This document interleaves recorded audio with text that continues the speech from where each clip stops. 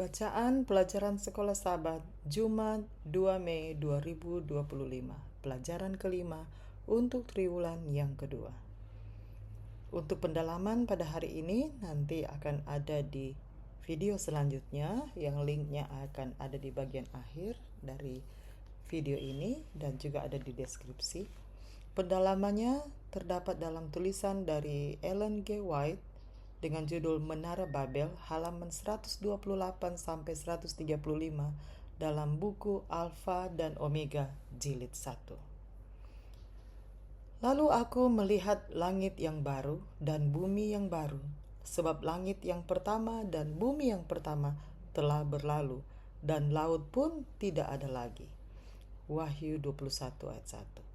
Api yang menghanguskan orang fasik itu membersihkan bumi ini. Semua bekas kutuk telah dihapuskan. Tidak ada neraka yang menyala selamanya di hadapan umat yang ditebus itu sebagai akibat yang mengerikan dari dosa.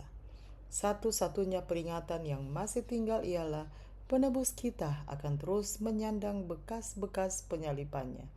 Hanya di kepalanya, di rusuknya, di tangan dan kakinya saja terdapat bekas-bekas kekejaman yang disebabkan oleh dosa. Nabi berkata sambil memandang Kristus dalam kemuliaannya. Ada kilauan seperti cahaya, sinar cahaya dari sisinya, dan disitulah terselubung kekuatannya. Habakuk 3 ayat 4. Rusuk yang tertikam, dari mana mengalir cairan berwarna merah yang memperdamaikan manusia kepada Allah, itulah kemuliaan Juru Selamat. Disitulah terselubung kekuatannya, berkuasa untuk menyelamatkan melalui korban penebusan.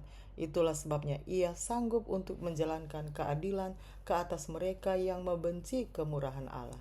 Dan tanda-tanda kehinaannya adalah kehormatannya yang tertinggi. Luka-luka Golgota akan menunjukkan pujiannya dan menyatakan kuasanya selama-lamanya. Pertanyaan-pertanyaan untuk diskusi. Ada 3 pertanyaan. Pertama, pada akhirnya semua pencapaian duniawi, tidak peduli seberapa besar, tidak peduli seberapa hebat, tidak peduli seberapa menakjubkan dan mulianya, akan berubah menjadi debu, menjadi abu, dan akhirnya dikalahkan selamanya. Itu termasuk hal-hal duniawi yang agung dan mulia, apapun yang mungkin telah Anda capai atau sedang capai sekarang. Mengapa selalu penting untuk mengingat perspektif ini? Bagaimanakah perspektif ini membantu Anda menjaga prioritas Anda tetap lurus? Yang kedua, perhatikan baik-baik binatang yang keluar dari dalam laut di Wahyu 13 ayat 1-10. Dalam hal apakah binatang ini merupakan konsekuensi alami dari pola pikir Babel?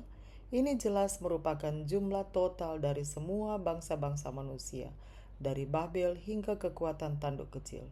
Karakteristik apakah dari setiap kerajaan yang Anda perhatikan bertahan sepanjang waktu? Dalam hal apakah dunia masih mencerminkan nilai-nilai Babel atau Roma misalnya?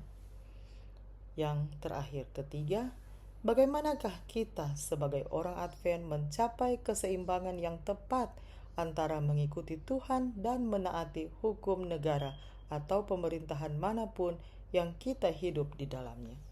Apakah yang terjadi ketika kepatuhan pada yang satu menyebabkan ketidaktaatan pada yang lain? Demikianlah bacaan pelajaran Sekolah Sabat Jumat 2 Mei 2025. Sampai bertemu di video selanjutnya. Tuhan memberkati.